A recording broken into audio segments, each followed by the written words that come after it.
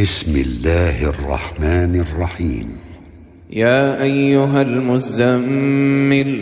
قم الليل إلا قليلا نصفه أو انقص منه قليلا أو زد عليه ورتل القرآن ترتيلا إنا سنلقي عليك قولا ثقيلا إن ناشئة الليل هي أشد وطئا وأقوم قيلا إن لك في النهار سبحا طويلا واذكر اسم ربك وتبتل إليه تبتيلا رب المشرق والمغرب لا إله إلا هو فاتخذه وكيلا واصبر على ما يقولون واهجرهم هجرا جميلا وذرني والمكذبين أولي النعمة ومهلهم قليلا إن لدينا أنكالا وجحيما وطعاما ذا غصة وعذابا أليما يوم ترجف الأرض والجبال وكانت الجبال كثيبا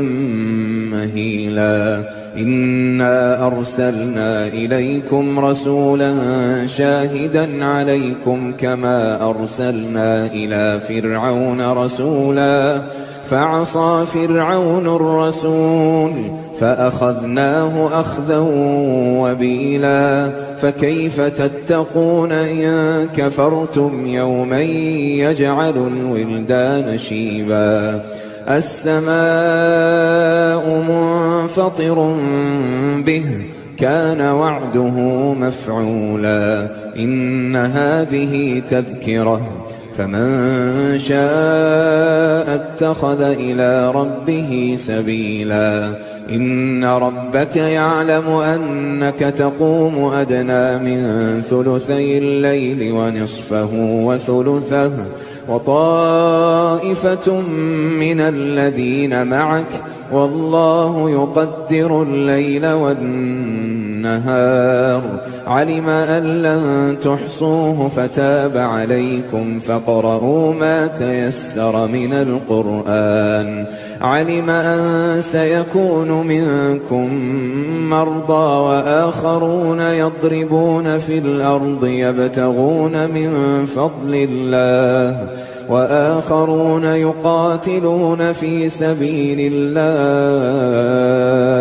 فاقرؤوا ما تيسر منه وأقيموا الصلاة وآتوا الزكاة وأقرضوا الله قرضا حسنا وما تقدموا لأنفسكم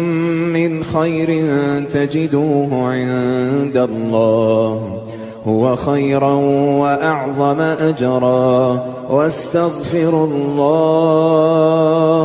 إن الله غفور رحيم.